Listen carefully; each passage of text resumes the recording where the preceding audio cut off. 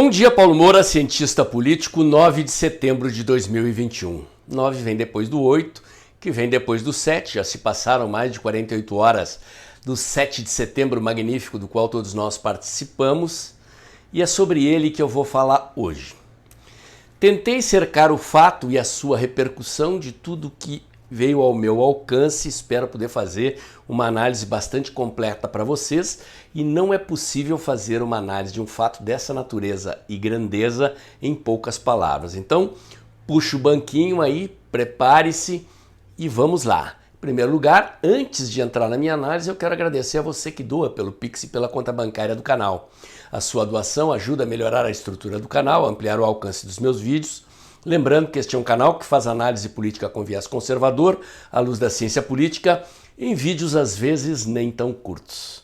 E se você ainda não se inscreveu no meu canal do Telegram, o Dextra by Paulo Moura, convido você a fazê-lo.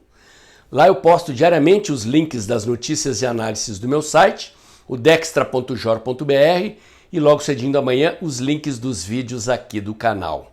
Se você também ainda não se inscreveu no meu canal alternativo na cos.tv, o Dextra Jornalismo, não perca tempo. Em tempos de censura na internet, lembrando que ano que vem tem eleição e a coisa vai piorar, é bom você já estar cadastrado nos meus canais alternativos para o caso de eu vir a ser censurado.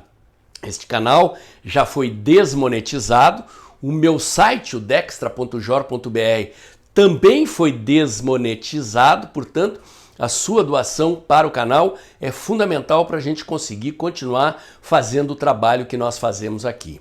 Lembro também que diariamente estou fazendo um comentário político no canal Tempo e Dinheiro do jornalista João Batista Olive, de segunda a sexta-feira, entre 1h30 e 2 da tarde. Muito bem, gente, vamos lá. Em primeiro lugar, é importante dizer que o que está acontecendo na conjuntura política brasileira é algo incomum, inusitado, raro de acontecer nas histórias das nações, momentos de mudança estrutural, ou seja, momentos em que o jogo político corriqueiro que costuma acontecer no tabuleiro de baixo da política, né, como se a política fosse jogada em dois níveis, em dois tabuleiros. Então, o tabuleiro de cima é onde está o mundo das aparências, daquilo que a gente vê no noticiário acontecer, a sucessão dos fatos, mas existe um jogo de poder subjacente, estrutural, onde operam os verdadeiros detentores do poder, que nem sempre são aqueles que têm cargos no sistema político. Alguns fazem parte desse jogo do tabuleiro de baixo porque têm cargos no sistema político.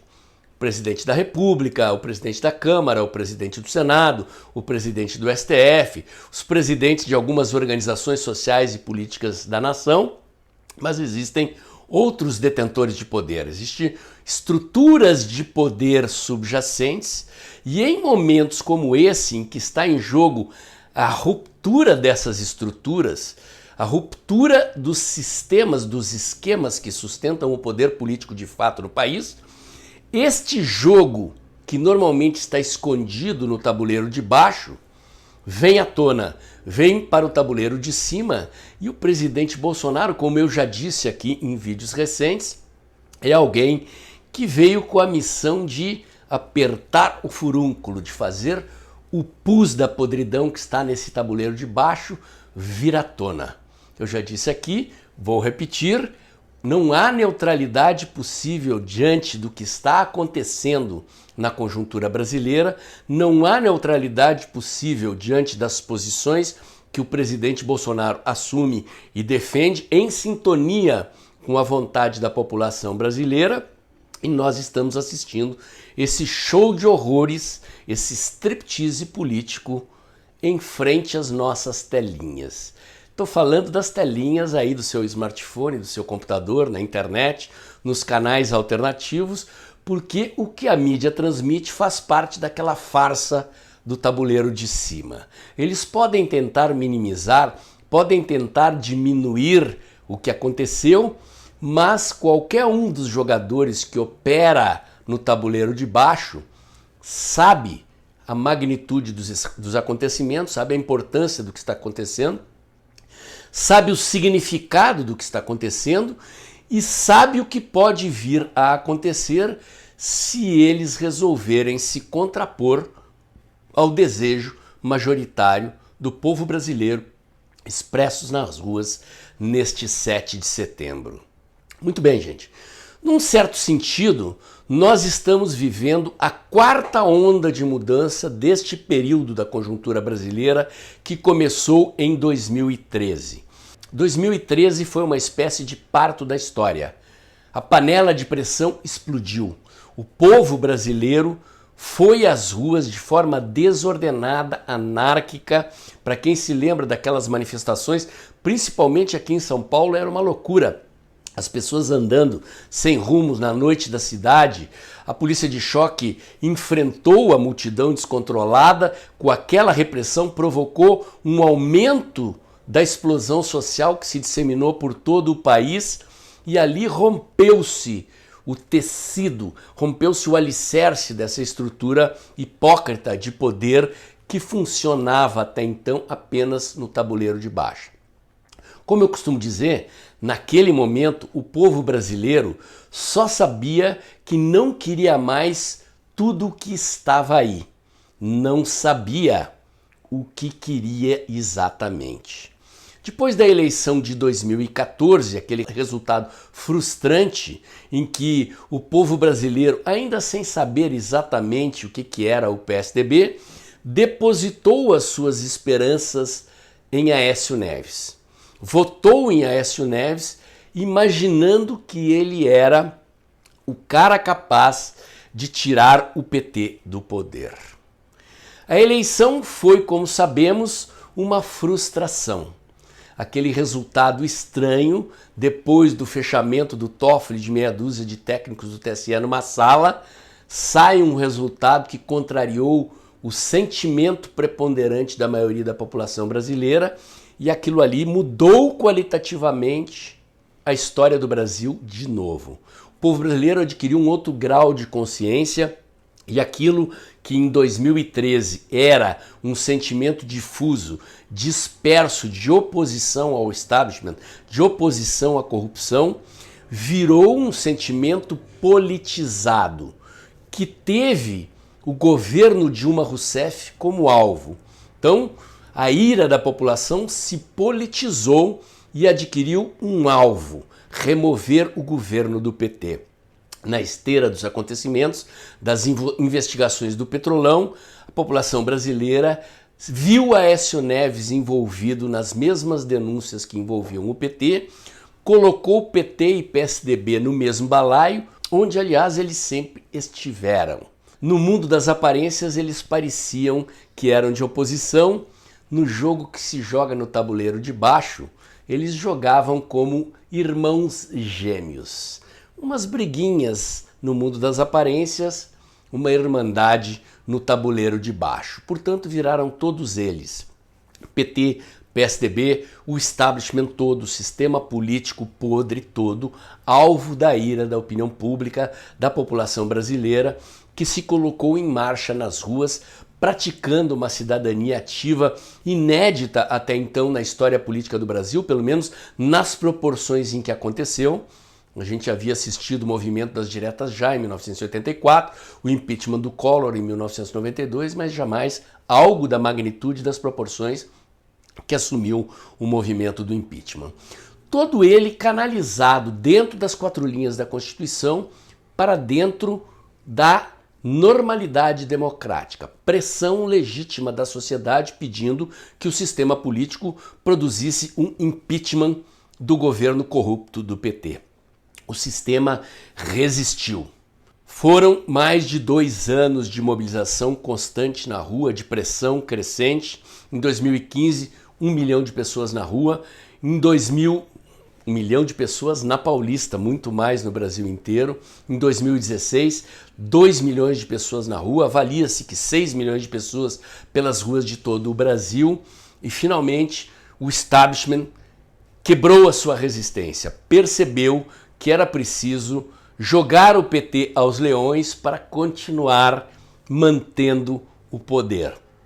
Veio então o impeachment da Dilma. Daquele jeito torto que veio, com o Lewandowski dirigindo a sessão do impeachment, livrando a Dilma da inelegibilidade, mas produzimos o impeachment pacificamente, ordeiramente, dentro da lei, demos mais um passo na mudança do país. A terceira onda foi 2018. 2013, primeira onda. 2015 e 2016, segunda onda. 2018, terceira onda. Dispersão, falta de foco, falta de rumo, rumo tomando sentido com a eleição do presidente Bolsonaro. Remoção do PT, a eleição do presidente que queríamos. O presidente que soube entender o sentimento das ruas, o sentimento majoritário da população brasileira, colocou-se em marcha, colocou-se à disposição e foi eleito com mais de 57 milhões de votos, a maioria do povo brasileiro. Todo o establishment ficou contra, exatamente como está acontecendo neste momento. Então o presidente fez uma eleição em que era ele e o povo dialogando na internet e a turma do outro lado falando sozinha na mídia tradicional, achando que quando começasse a campanha eleitoral, Alckmin seria eleito, Bolsonaro cairia e tudo voltaria ao normal. Não vivemos tempos normais, não foi o que aconteceu e, muito embora a eleição do presidente Bolsonaro tenha provocado um certo arrefecimento da onda, quer dizer, a onda ainda aconteceu, esse jogo, povo nas ruas contra o establishment no primeiro ano de governo do presidente Bolsonaro, conseguimos a reforma da Previdência, a lei da liberdade econômica, aí o establishment se reorganizou, se reagrupou e, assumindo as posições no sistema social, econômico e político, começou a resistir à mudança. O principal foco da resistência no primeiro momento foi o Congresso Nacional sob comando de Rodrigo Maia, tendo o STF como coadjuvante e a mídia na linha de frente detonando o presidente. Nada disso foi possível de abalar o apoio popular ao presidente Bolsonaro. O presidente Bolsonaro tentou uma jogada decisiva em maio de 2020. Lembrem aquela manifestação, o presidente andou a cavalo lá na frente da sede do Comando das Forças Armadas em Brasília. Creio eu que ali o objetivo do presidente Bolsonaro era fazer uma mudança no STF para desbloquear o que estava sendo bloqueado por esta aliança do Congresso com o STF. Mas os comandantes militares não deram suporte ao presidente. O presidente, então, recua taticamente e começa a preparar a operação de conquista do Congresso. A eleição de Rodrigo Pacheco e Arthur Lira, a formação de uma maioria parlamentar para dar sustentação ao governo, impedir o impeachment e retomar a agenda das reformas. E assim foi a partir de junho de 2020, até pouco tempo atrás. Então, nesse meio tempo, o establishment coopta Rodrigo Pacheco. Coopta entre aspas, né? Pacheco nunca foi um dos nossos, assim como o Lira não é. Mas o Lira sabe que ele precisa de votos, né? Pacheco também sabe, mas ele tem um mandato de 8 anos e ele tem, visivelmente, vínculos de interesse com o STF, possivelmente com o sistema financeiro. Alguém encostou na orelha dele, dizendo que ele poderia ser candidato a presidente, e ele escolheu o seu lado, assumiu o campo inimigo da mudança. Estamos vivendo agora, então, a quarta onda, quer dizer, este modelo estratégico que o presidente montou para impedir o impeachment a partir de 2020, retomar a agenda das reformas, se esgotou. Estamos agora diante de um conflito estrutural de poder. Lembre-se aquilo que eu falei, quer dizer, não é um jogo normal, não é um jogo de substituição de políticos no comando das instituições pelo calendário eleitoral. Pode até ser, se o lado de lá respeitar o calendário eleitoral e esperar que o povo decida tudo nas urnas, que a coisa de novo se defina democraticamente nas urnas, como aconteceu em 2018 e como o povo brasileiro fez ordeiramente em 1984, quando o povo queria diretas já, e quando os políticos e os militares decidiram que a primeira eleição depois do regime militar seria feita pelo Congresso e não pelo povo. Assim foi com o impeachment do Collor, aceitamos o Itamar, veio as eleições seguintes, e assim foi com o impeachment da Dilma, dentro das 4 linhas. A eleição do presidente Bolsonaro também, e o jogo daqui para frente pode ou não se definir fora das 4 linhas. Estes são os marcos do processo de transformação que está acontecendo. De maneira inédita, nós temos uma camada majoritária da população brasileira que hoje vive do próprio esforço, do próprio trabalho, quer liberdade para viver, trabalhar e usufruir dos recursos que ofere como resultado do seu trabalho empreendedor, contra um segmento hoje minoritário da sociedade brasileira que vive encastelado no poder ou em torno do poder do Estado, beneficiando-se das tetas do erário, diretamente pela ocupação de postos no Estado ou indiretamente se valendo da amizade com o rei para conseguir o que queria até a eleição do presidente Bolsonaro, quando estas torneiras foram fechadas. Então, o pano de fundo do conflito estrutural que nós estamos vivendo é isso que eu já expliquei num vídeo aqui, foi o vídeo, durante muito tempo, o vídeo de maior sucesso aqui no canal, o antigo regime, né? Abaixo o antigo regime era o título do vídeo em que eu falava exatamente isso, era o novo Brasil contra o antigo regime. O novo Brasil é o Brasil da iniciativa privada, do trabalho com o próprio esforço, gente que carrega esse país nas costas com o suor do seu trabalho e paga os impostos para sustentar essa canalha que nos governa e que quer impedir a mudança.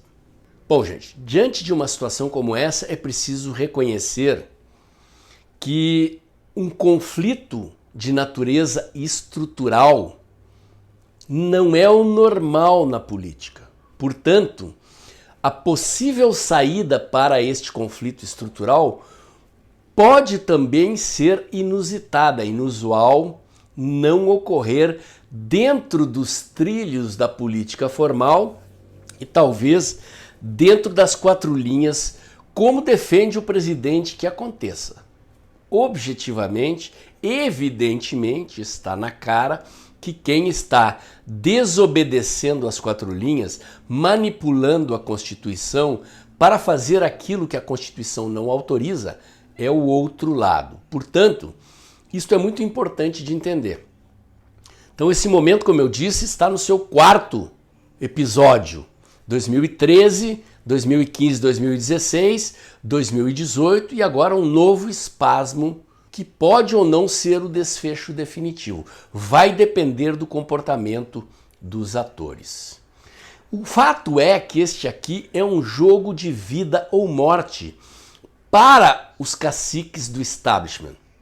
Ou seja, se o curso da história seguir o rumo que está seguindo, e a maioria do povo brasileiro que foi às ruas se manifestar pacífica e ordeiramente, de novo, milhões de pessoas nas ruas, digam eles o que disserem, eles sabem, a maioria do povo brasileiro estava representada ali, diretamente pela presença física nas avenidas, indiretamente pela enorme rede de cidadãos que reverbera esses acontecimentos e se sente legitimado e representado por quem foi às ruas e pelo presidente Bolsonaro. É preciso dizer, não foram apenas bolsonaristas que foram às ruas. Se fossem todos bolsonaristas, nós já teríamos tomado o poder. Uma parte dessa população é bolsonarista, outra parte são conservadores que apoiam o governo, não são necessariamente fãs do presidente, mas essa manifestação levou muito mais gente. Levou gente que não está nas ruas pelo presidente ou pelo governo, está por liberdade, está pela mudança do país. E esses caras sabem disso. E é preciso saber interpretar com precisão o que está acontecendo para entender o rumo que a coisa pode tomar.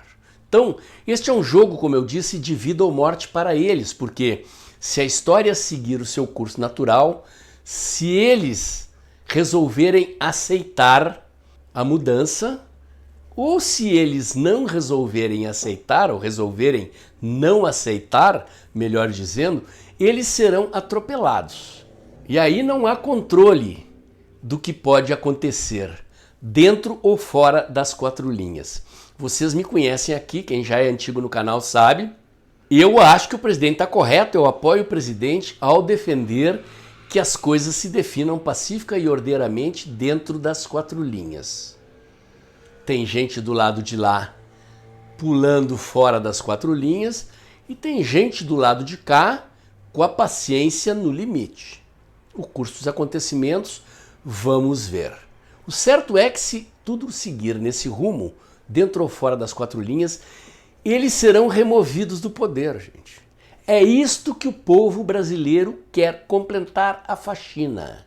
Um país livre de corruptos, um país livre desses interesses promíscuos que se valem das suas posições de poder na máquina do Estado ou da amizade com o rei para botar no bolso o dinheiro que veio do nosso trabalho.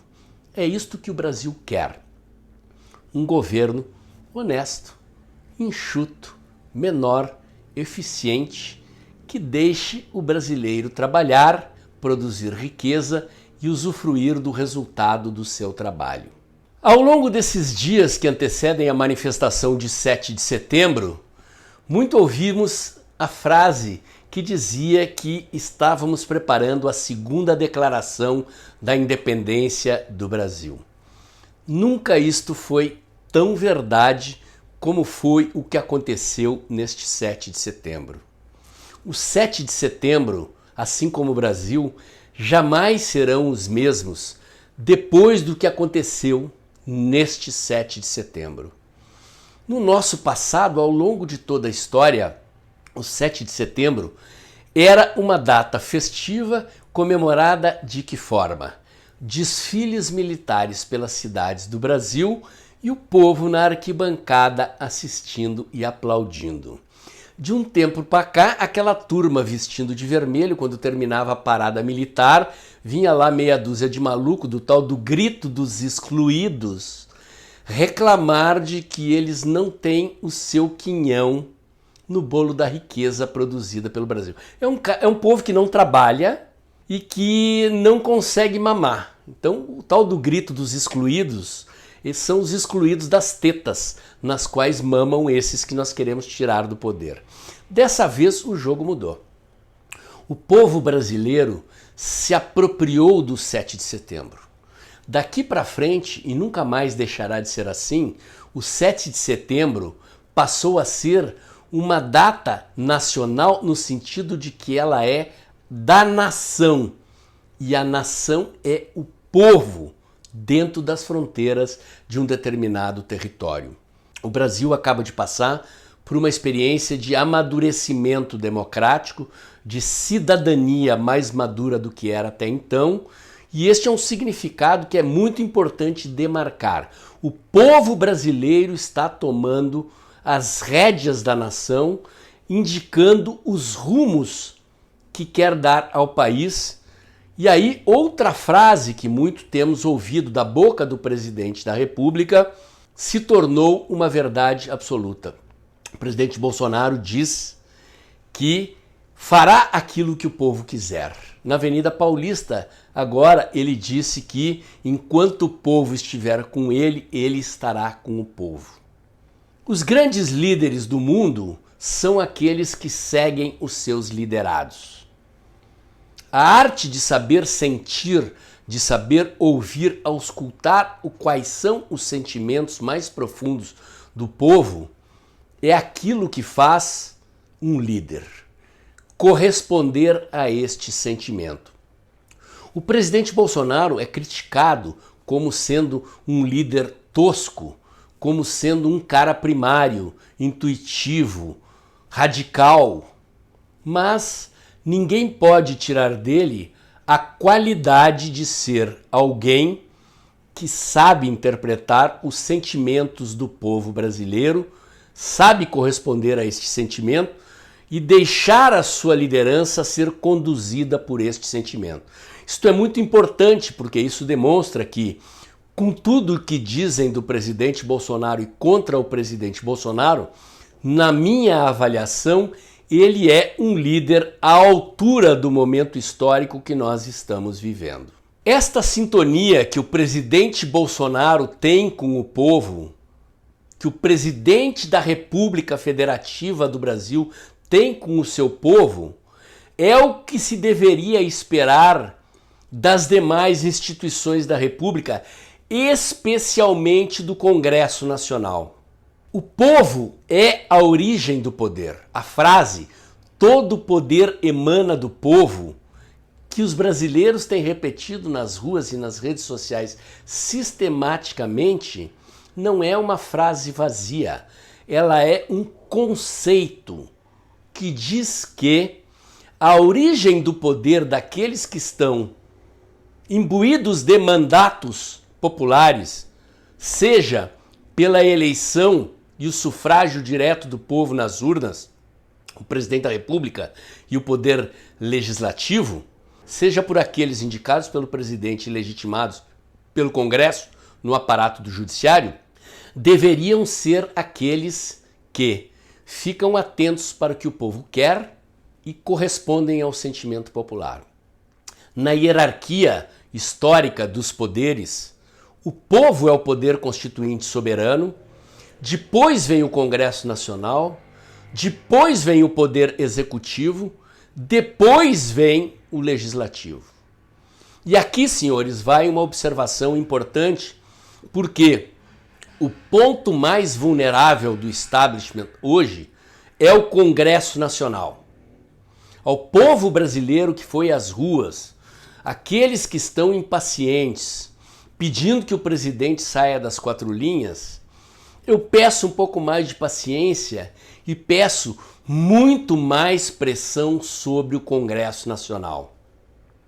É importante dizer que em 2022 nós teremos eleição e que os membros do Poder Legislativo dependem de voto.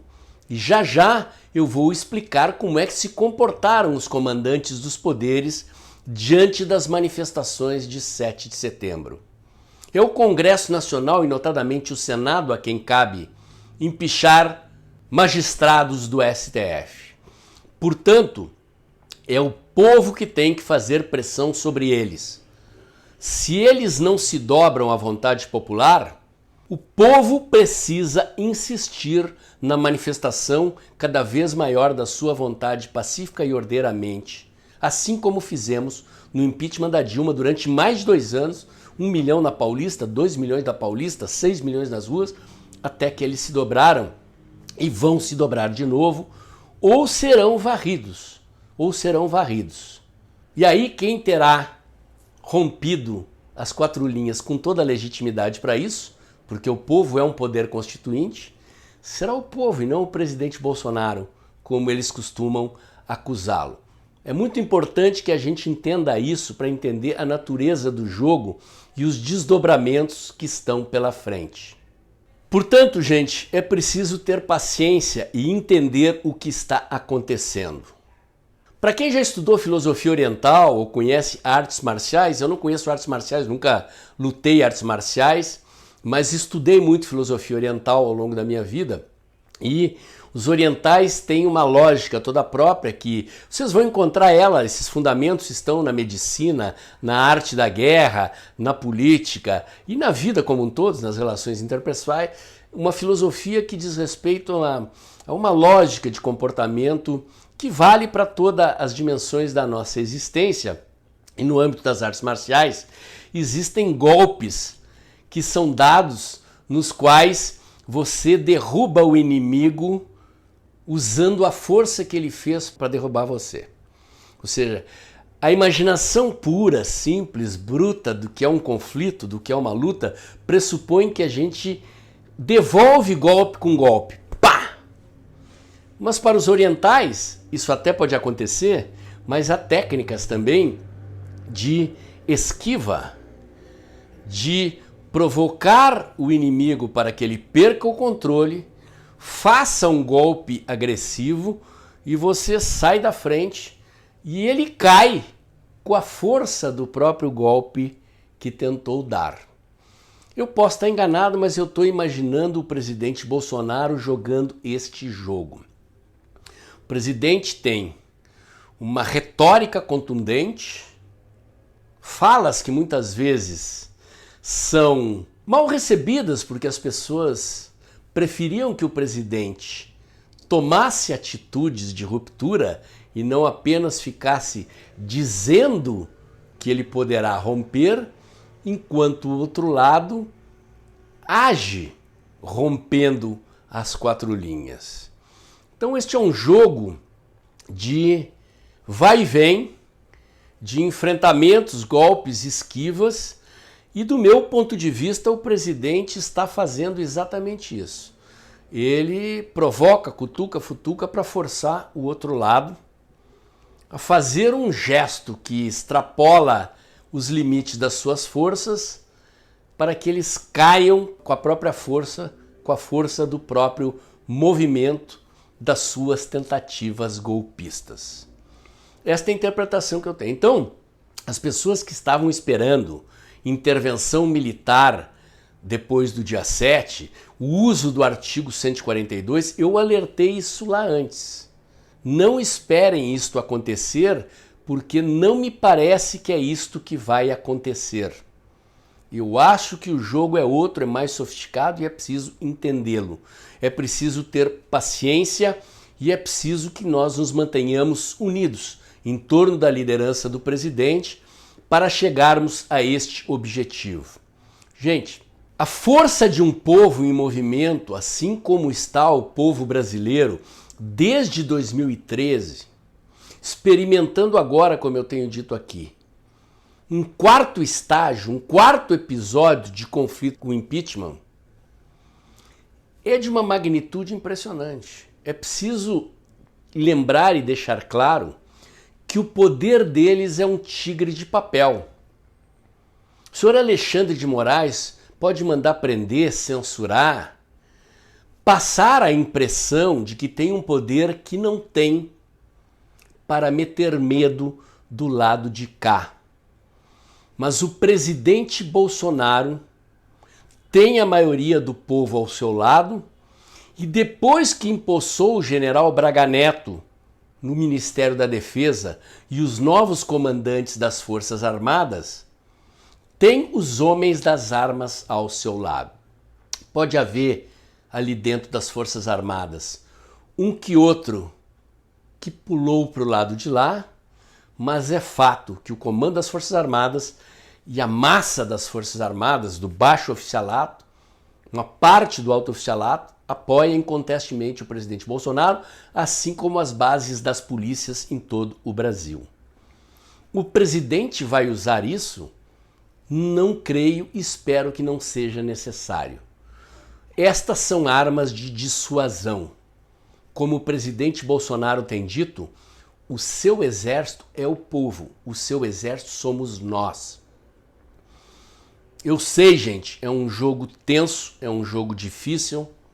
Todos nós gostaríamos que esse conflito se resolvesse o mais rápido possível e a faxina nas instituições fosse feita o mais rápida e abruptamente possível, mas na democracia não é assim que as coisas acontecem. Vamos tentar levar o jogo para as eleições de 2022, se eles saírem da frente e deixarem as coisas acontecer no seu rumo natural e democrático, pacífico e ordeiro dentro das quatro linhas. Este jogo pode sair do controle, pode acontecer uma ruptura histórica, e aqui eu estou falando de ruptura histórica, não estou falando do que eles usam aí, ruptura institucional, intervenção militar. Ruptura institucional quem está fazendo são eles. São eles que estão rompendo a Constituição, ameaçando a liberdade, impedindo o povo de trabalhar, de viver do seu sustento, censurando, desmonetizando. Nós e o presidente estamos jogando dentro das quatro linhas E Deus queira que a gente consiga levar esse conflito até as urnas em 2022, reeleger o presidente Bolsonaro e, com muito mais critério nas nossas escolhas, escolher bancadas parlamentares mais qualificadas e à altura de corresponder ao desejo majoritário do povo brasileiro. Agora eu vou completar minha análise, gente, com a observação do comportamento dos jogadores. A retórica desses caras pode ter sido radical, veemente, mas as atitudes foram muito cautelosas. O Rodrigo Pacheco, que além de presidente do Senado e presidente do Congresso Nacional, a única coisa que ele fez foi cancelar as sessões, dizendo que não há ambiente para votações no plenário da casa. Ou seja, nenhuma atitude radical. Não deu um pio sobre o 7 de setembro. Arthur Lira fez uma declaração para lá de xoxa. Disse que não gostaria, que não gosta das bravatas e arroubos do presidente, que tem que pacificar o sistema e blá blá blá.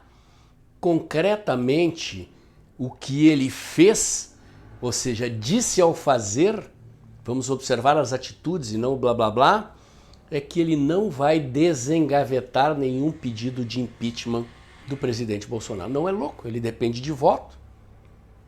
Ele está na base do governo, ele sabe o que vai acontecer se ele fizer que nem o Rodrigo Pacheco fez. Mudou de lado, ficou do lado dos inimigos do povo. E o Fux, o presidente do STF, igualmente, uma retórica radical, defesa incondicional da instituição do STF, inadmissibilidade do radicalismo do presidente, inadmissibilidade do presidente dizer que não vai obedecer ordens de juízes do STF. O presidente até agora não nos obedeceu nada porque ele não foi ordenado a nada. Mas o presidente, ao dizer que não vai obedecer, mandou um recado. Significa que nesses inquéritos do Alexandre de Moraes, se o presidente for chamado a depor, ele não vai. Se tomarem atitudes contra o presidente, ele não obedecerá ao STF. E aí estará criada uma situação, um impasse. Quem terá que avançar o sinal são eles. Mas a atitude concreta, não as palavras, repito, a atitude concreta dos chefes de poder foi contida. Nenhum deles é louco ou burro para se confrontar com a multidão que foi às ruas em todo o Brasil, desejando que o Brasil continue no rumo das mudanças que começaram em 2013, continuaram em 2015 e 2016, galgaram um novo momento em 2018, e se tudo correr bem e eles saírem do caminho do povo, vão se resolver de novo com a reeleição do presidente Bolsonaro em 2022. Quem está correndo risco são eles.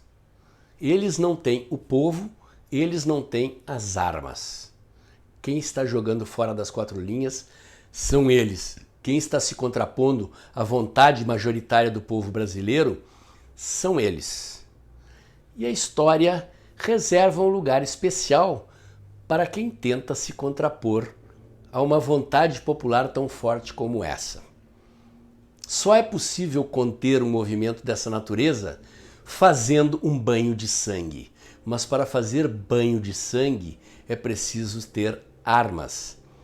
E o braço forte do Exército Brasileiro, das Forças Armadas Brasileiras, é também a mão amiga.